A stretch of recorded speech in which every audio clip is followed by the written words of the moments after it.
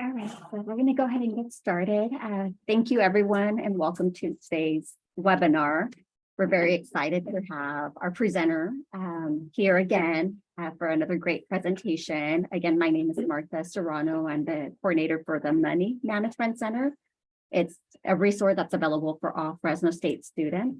And we do a lot of the financial literacy component, and we're always looking for opportunities to provide information, educate our students about all of these topics that relates to their finances. And today's presentation hopefully will be very beneficial to a lot of students, even if you are either currently living off campus, if you're renting, or if you're considering in the future. This is really good information. So we're going to go ahead and welcome Nisha Ajmani from Housing Economic Rights Advocates, or sometimes just refer as HERA. So we'll have you get started. But again, I just want to make sure people feel free to use the chat box to put any questions, or if you have any comments, just go ahead and put it in there, and we'll ask those questions to Nisha throughout the presentation. But thank you so much, Nisha, for being here today. Yeah, hi everyone. Thanks, Martha. My name is Nisha Ajmani. I am a staff attorney at HERA. I'm on the tenants' rights team, though I also help with some debt and credit issues that people deal with. HERA, we're a nonprofit based in Oakland, but we serve the whole state of California. And tenant rights isn't just what we do, it's the team that I'm on, but we also help people with student loan issues, other debt and credit issues like auto debt, medical debt. And then there's a home ownership team that helps people with mortgage issues. There's also estate planning and a couple other areas. And I'll have a slide at the end where you can see all the services we provide. If you have any questions, you can put them in the chat box, and we can, I'll do my best to answer as we go, or if it's something that I'm going to answer at some point in the presentation, I'll let you all know. Just please don't ask any personal or confidential questions. I can't answer questions like specifically to a situation. We will have our contact information at the end, so you're welcome to call our number and get set up to speak privately with an attorney. So you're welcome to reach out that way by phone or email. And just a disclaimer of this, while I am a lawyer, this is not legal advice. It's meant to provide general information. Okay. So here's the agenda for today. The training is going to focus on fair housing rights for students of color. So essentially, what are kind of discrimination issues that can come up for students when renting, primarily renting, though it does apply to other types of housing too. So I'm just going to start off with the general fair housing basics, then how one can expose discrimination, so the different kind of like legal avenues that a renter can use to expose information, either through a government agency complaint or in a lawsuit if it does go that far. I'll also talk about common types of discrimination against people of color that we see or might exist. Talk a little bit about housing discrimination in COVID-19. Then I will discuss the fair housing complaint process, which is a process where people who have been discriminated against in housing can file a complaint with either the state or the federal housing agency. And then I'm going to talk about a federal program called the Affirmatively Furthering Fair Housing. It's a requirement that agencies and organizations that receive federal funding have to follow in regards to equal housing opportunities for people. And then I'll share some additional resources and answer any other questions people have. Okay, so this is just general information about fair housing. Under federal and state laws, it's illegal for landlords and other housing providers to discriminate against individuals in the rental process. And this includes in advertising, throughout the tenancy and in eviction actions, and also, other, this isn't an exhaustive list, but so housing discrimination generally falls within these, it's called protected classes. So legally, if a landlord discriminates against prospective tenants based on their national origin. So let's say they're from Mexico and the landlord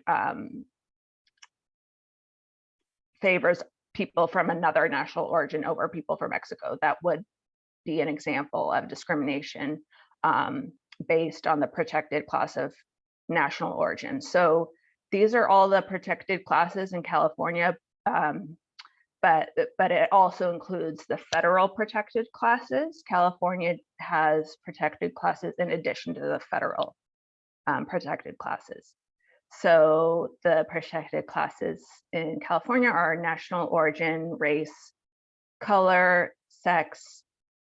This includes gender identity, pregnancy status, how somebody perceives gender, childbirth status, familial status. So that's, how many people are in a family, for example, or whether a renter has children, disability, religion, marital status, sexual orientation, source of income. So this is, for example, if a renter receives Section 8 voucher or other assistance from a government agency or a nonprofit organization, the landlord can't refuse to rent to that person because of the source of where their income comes from.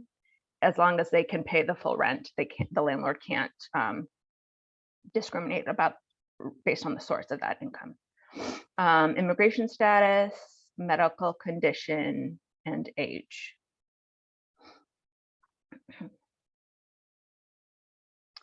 So who has to follow fair housing laws and when do they apply? As I've already mentioned, it applies through the renting process, before and during the eviction process if that happens, and throughout the whole tenancy.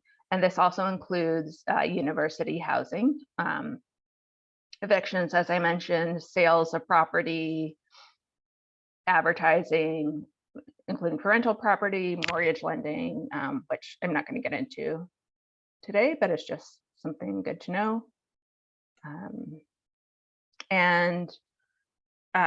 So how does one expose discrimination? So there is what's called disparate treatment, which is obvious intentional discrimination. What you would look at or hear somebody say, for example, oh, a landlord says that, or they have a policy where they don't allow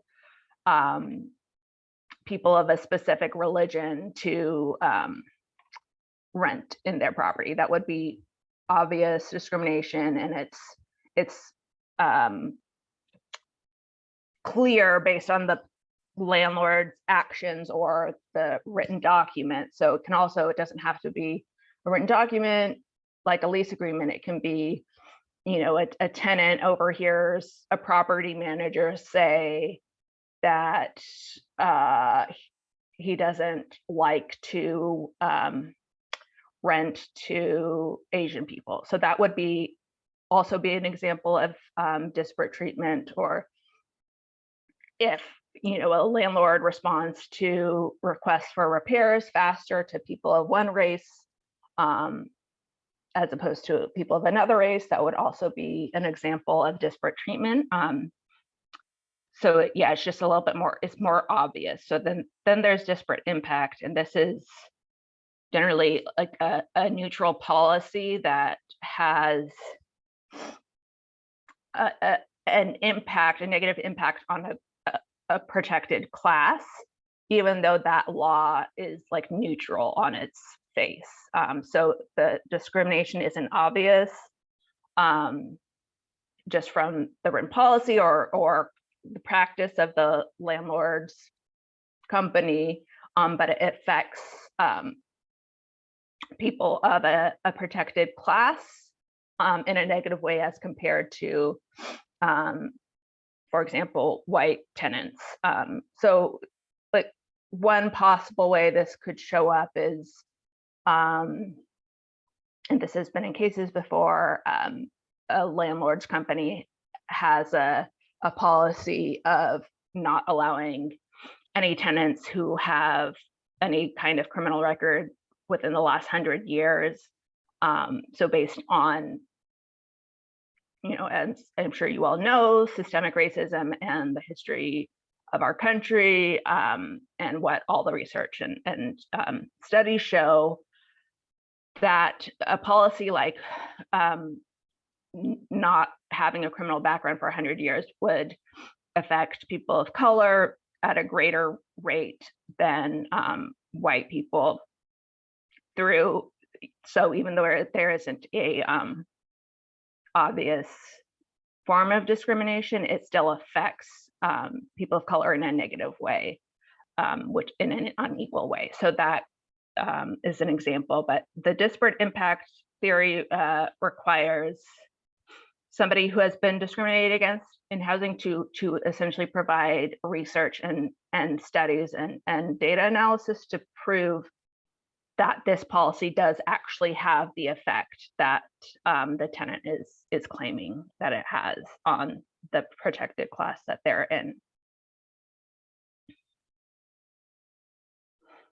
So I'm going to go through like different types of discrimination and protected classes that might not be directly related to somebody's race or their color, but still might be related kind of in a cultural sense or just kind of indirectly. So one is familial status. So this prohibits discrimination in housing against families with children under 18. It can also look like refusal to rent to unmarried couples, unreasonable occupancy limits. So for example, only allowing 2 people to live in the unit or just 1 person, imposing special rules or treating people differently, or worse than households without children. So for example, unreasonable occupancy limits. If family is an immigrant or they just moved here from another country, they might have 5 people living in one apartment as they adjust. So that is one way that familial status discrimination could affect people of color and other ethnicities. Okay, and then immigration status. So this is only in California. It does not apply to federal law, but and it only applies to private landlords, meaning landlords who do not receive federal assistance in any way. So it doesn't apply if the tenant receives Section 8 or any sort of federal subsidies. So just keep that in mind. So landlords cannot ask prospective or current tenants what their immigration status is. They cannot disclose to another person, organization, information related to the immigration status of the tenant or their guest or occupant, or a prospective tenant. And so you can see part of the language here in the law. You can find it at California Civil Code section 1940.3. So for the purpose of or with the intent of harassing or intimidating a tenant or prospective tenant, or retaliating against that person for exercising their rights and influencing a tenant or occupant to vacate a dwelling based on their immigration status. So it doesn't just apply to whether or not the landlord can ask the person their immigration status, but it also applies to intimidating the tenant or retaliating against them in some way.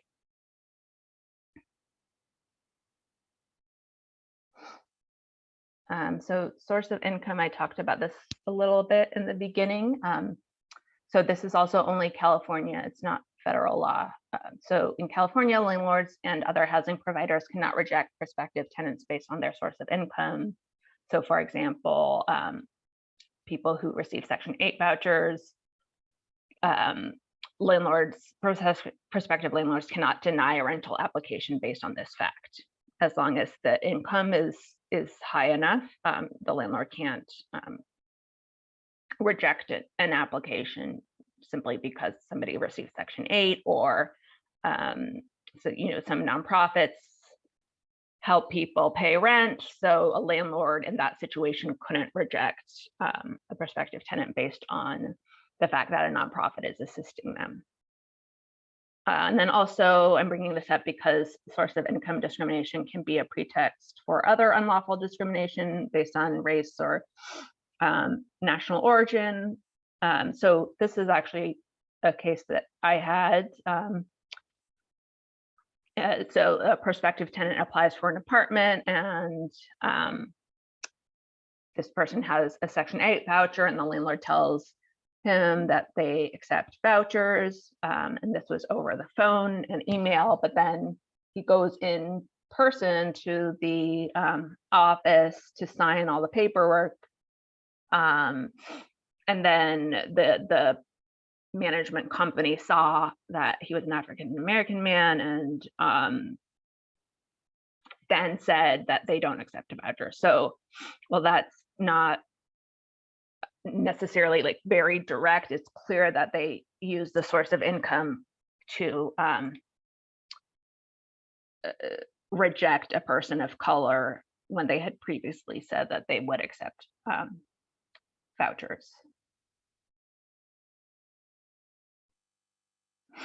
So also sexual orientation, I thought this would be relevant as well to discuss.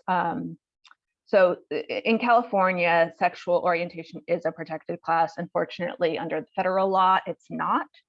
But the Biden administration last year issued an executive order which enforces the Fair Housing Act, which is a federal law, as applied to individuals based on sexual orientation and gender identity. So, well, that's of course a good thing because it's an executive order. If there's a new president, in 2024, who wants to rescind this executive order, unfortunately, they would be able to do that. So it's not as permanent as the other protected classes. So just generally what this means is that the executive order makes it illegal under federal law at least during the Biden administration, to discriminate against people in housing based on their sexual orientation and gender identity. Again, this is in the law in California. So if you're living in California, you don't need to worry about that. But if you want to move somewhere to a different state, just something to keep in mind.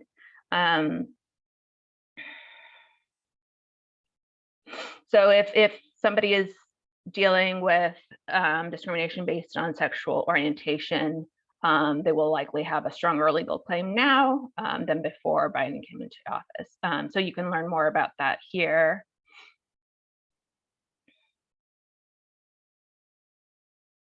There's some more information. This doesn't just apply to sexual orientation, but any protected class. So the fair housing laws also prohibit, they prohibit intentional discrimination by a landlord, which I've discussed already, which is pretty clear. They also protect tenants from discrimination and harassment by other tenants based on a protected class. So if the landlord has actual notice, meaning the tenant has informed the landlord in writing that they are being discriminated against or harassed based on their race or national origin or any of the protected classes, and the landlord refuses to take steps within their control to stop the harassment, the landlord could be held liable, which legally responsible for that discrimination, even though the landlord themselves did not discriminate directly against the tenant.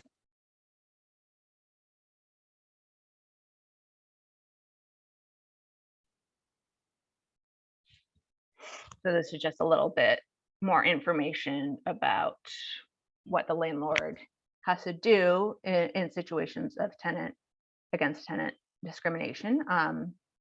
The landlord must intervene and stop the other tenant's behavior. That can look like anything from having a discussion with that other tenant and the other tenant changing their behavior, or eviction. It really kind of depends on the whole situation, circumstances. And then also something to keep in mind, regardless of whether discrimination exists, but this definitely is relevant when there is also tenant against tenant discrimination, is that all tenants have the right to the quiet use and enjoyment of their residence. So that's California law. So, obviously if a tenant is being discriminated against or harassed, that would be an example of their right to the quiet use and enjoyment of their apartment being violated. And to make clear, landlords are obligated to make sure that all of their tenants have that right is for all of their tenants is protected. So if the landlord doesn't intervene with the harassment, they would also be violating their duty to ensure that all of their tenants are able to use and enjoy their dwelling. Okay, so, and if the landlord doesn't do anything to resolve the situation, even though he has adequate notice about the harassment and discrimination, the tenant might have legal claims against the landlord, or at least be able to file an agency complaint against the landlord. So fair housing and criminal records, talked about this a little bit before when I gave an example. So in California, there's no automatic disqualification of an applicant based on having a criminal record of any kind. However, landlords are allowed to impose some restrictions, and having a criminal record is not a protected class, either under California or federal anti-discrimination laws. But California does have a regulation, which is, I've provided the number down there, and you can find more here at this link. But in California, the regulation says that a housing provider's policy or practice regarding criminal history will violate California law when it has an unjustified discriminatory effect on members of a protected class, even when the provider had no intent to discriminate. So that's similar to the example I gave earlier on with the property management company or the landlord that had the policy of not accepting people who had a criminal record within the last 100 years. So as long as somebody can prove that a policy like that has a disproportionate effect and a discriminatory effect on people of color or any other member of protected class, then in California, that policy is said to violate California's fair housing law. And also, just so you all know, juvenile court records. So in the case where somebody is under 18 and goes through the juvenile delinquency court, those records are sealed. However, if somebody is 19 and goes through adult criminal court and has a conviction, depending on what the conviction is for, that might not be sealed. And there are different laws also related to like how far back a criminal record can appear on somebody's screening report. So just to keep that in mind, I don't have a lot of information about that, but there is definitely information out there on that topic.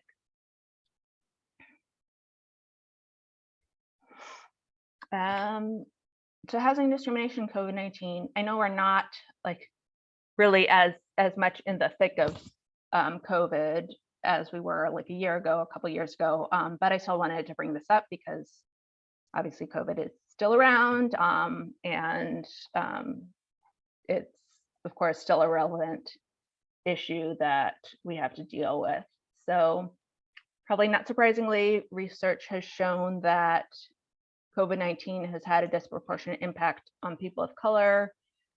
And there are multiple reasons for this, including but not limited to longstanding discrimination in healthcare access, housing and employment, poverty, and unequal access to economic mobility. And so in housing, this discrimination might show up as, well, so this actually, the eviction moratoria, which is eviction, temporary bans on eviction, I don't believe are in place anymore in Fresno or Fresno County, but I would have to go double check. So most of the eviction temporary bans in the state are over, except in Alameda County and Oakland, as far as I know. There are probably a couple other localities that I'm forgetting right now, but for people who live in a city or county where there is still an eviction moratorium in place, a landlord might use the exceptions to the eviction moratorium as a pretext to evict tenants for discriminatory reasons. So, for example, in Alameda County, there are a few exceptions. One is, immediate health and safety reasons. So a landlord might come up with some allegation that the tenant is posing some immediate health and safety risk to other tenants, even if that's not true, but the landlord might use that allegation to evict someone based on their race or religion. And then also it can look like landlords not granting necessary reasonable accommodations to people with disabilities. So I'm not going to discuss reasonable accommodations in this workshop, but it's essentially the process that people with disabilities follow when they believe they're being discriminated against in housing. So COVID-19 is a disability, and landlords cannot require prospective tenants to disclose whether or not they have COVID-19. And then, of course, also seniors and elderly tenants, they've experienced higher rates of stigmatization and harassment from landlords or other tenants during COVID-19, as well as Asian tenants and prospective tenants.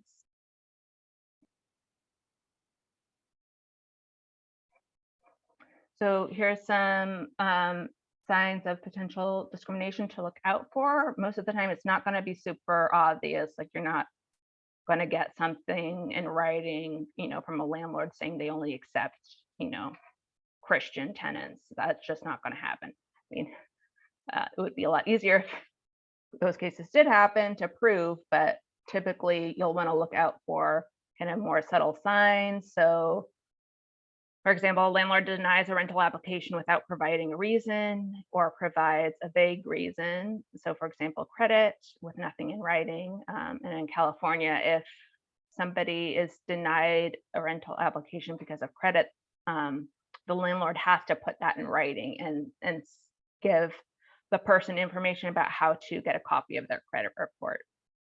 It can also look like the landlord dragging out the rental application process for a long time.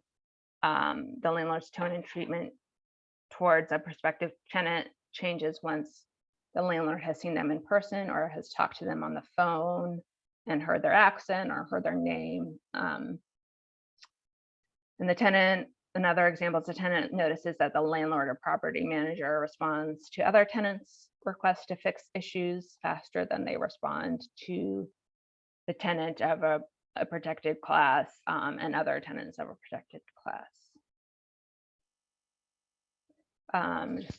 Some more signs, possible signs, steering students of color out of certain neighborhoods and into other neighborhoods. So maybe, a landlord,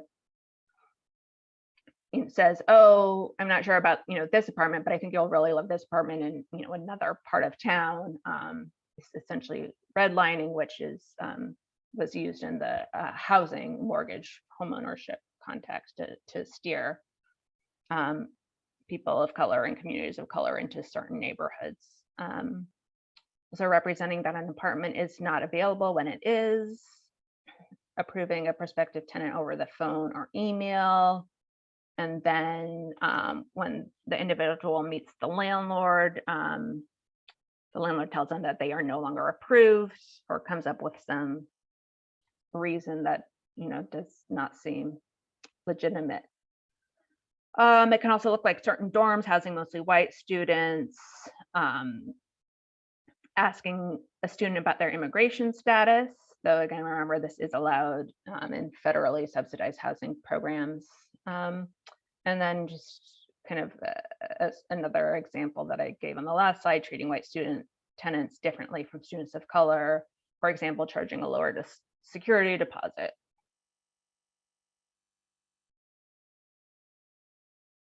So here are some steps to take if you believe you're being discriminated against in housing.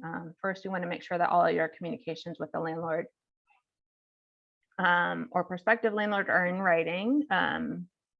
So for example, if a rental application is denied and you didn't receive a reason in writing from the landlord, you'll want to write to the landlord and ask them to provide a statement to you explaining why your application was denied.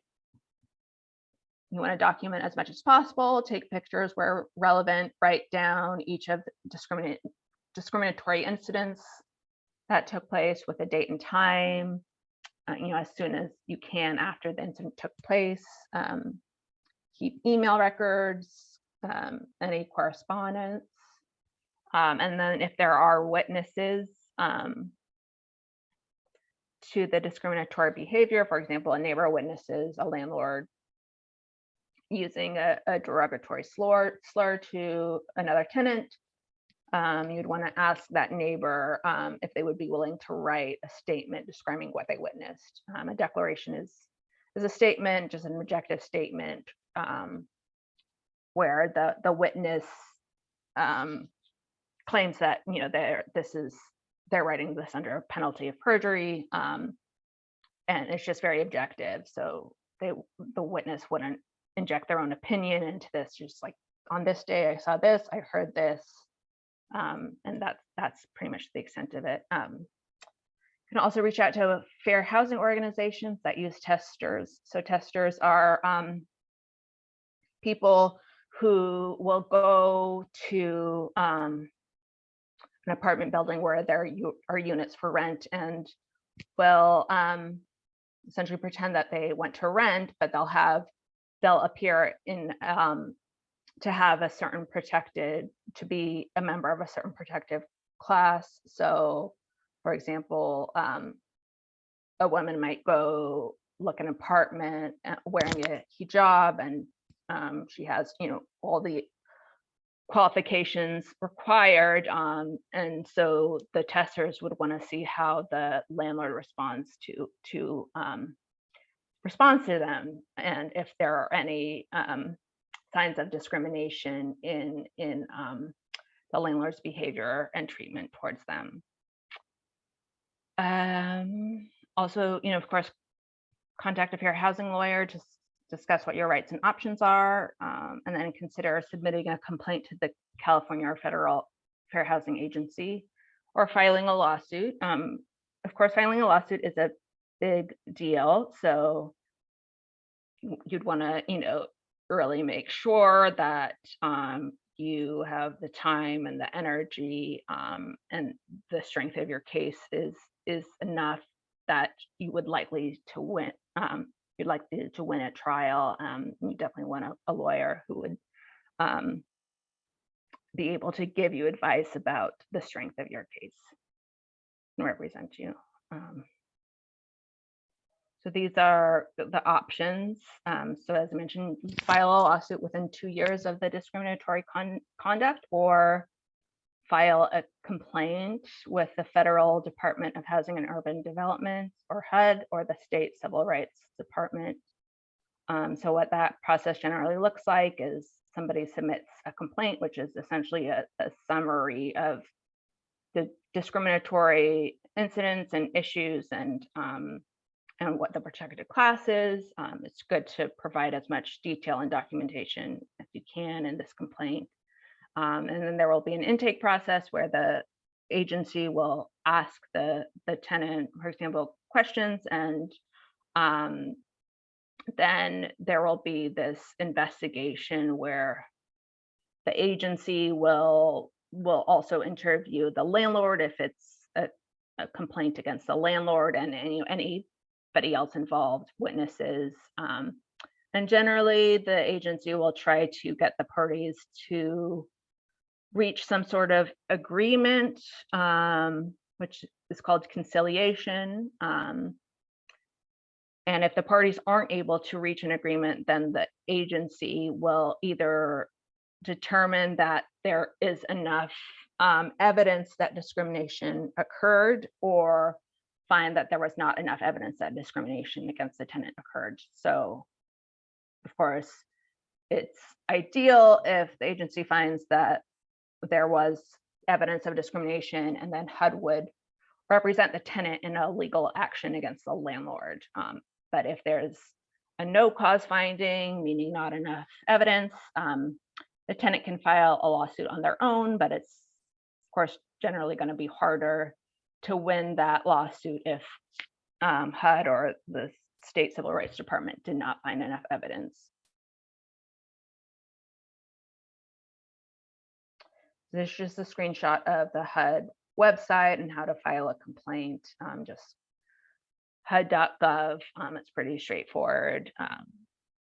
File a complaint online, and I believe by mail. And there's information about how people with disabilities can file a complaint as well. And this is the state civil rights department. It was previously called the Department of Fair Employment and Housing, but they changed the name to the Civil Rights Department. So this is the website. You'd want to go there. So you could file a complaint online by creating an account, by mail, by phone, or by email. This email is still on this website. So even though it has the old name, you might still be able to use it since it's on the website, but I'm not 100% sure about that. So you might want to call their number and ask if the email is still good. So I'm going to talk a little bit about the Affirmatively Furthering Fair Housing program. So the Federal Fair Housing Act requires government agencies and other organizations that receive funding from HUD to take substantive action in combating housing discrimination and in creating equal housing opportunities for people, regardless of race, color, national origin, disability, sex, familial status, and religion. And so Fresno County, and just giving an example here, the city of Fresno does have to submit an annual certification to HUD describing their efforts to affirmatively further fair housing. And you can find more information at this link down here for Fresno. And then just in general, if you want to learn more, you should go to the HUD website. But also I did a little research and found that in March of this year, the California Attorney General sent a letter to Fresno County. I guess each year they're required to create a housing plan or community development plan. And so in March of this year, our Attorney General sent a letter to Fresno County indicating his housing general plan likely violated state fair housing laws because it targeted majority Latinx neighborhoods for industrial development, which would cause serious health and pollution problems in those regions. So it would have a disparate impact on Latina people, Latinx people. And so you can learn more about that issue in this press release, but essentially those neighborhoods are already areas where there's more pollution and people who have less income live in those areas. And so the fact that the county is targeting those areas for industrial, development, which will cause even more health and pollution and housing problems, is an indication that it would violate California's fair housing law based on national origin and race and color. Again, you can read more about that here. So here's just some more resources for fair housing rights. I put our website and number. Also, the City of Fresno Housing and Community Development Department. There's a Fair Housing Council of Central California, which meets and discusses various fair housing issues. Here's the California Civil Rights Department, and Central California Legal Services, which is legal aid for the Fresno region in Central California, that can also might be able to help with housing discrimination issues. They might not have the capacity to represent people, but they might be able to help just answer questions or discuss your options if you believe you're being discriminated against.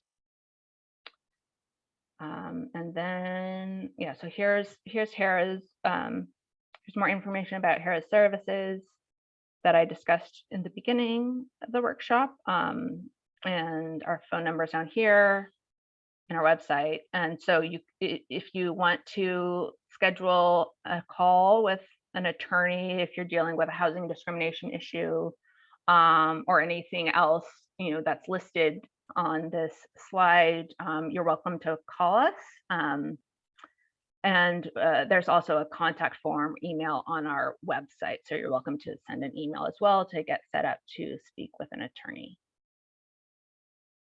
Now I'm happy to answer questions if there are any.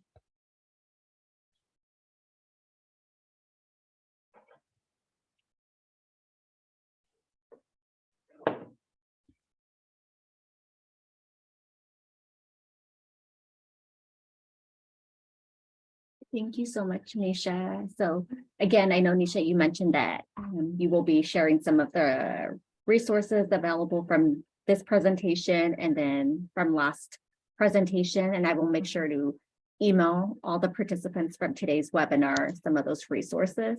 Yeah. Yeah, I mean, we have your contact information if students do have any questions, or they could check out your website. I also put in the chat box our website for the Money Management Center. It has our calendar of events. We already have some upcoming webinars and workshops for the month of November. And we have our Unleash Money portal that students can utilize. They could log in using their Fresno State email and password. And it has a lot of information, videos, online tools that they could use on different financial literacy topics. But yeah, I mean, thank you so much, everyone, for joining us today. And we'll have this webinar recording on our website, on our YouTube channel by tomorrow. Good. Thank you, everyone.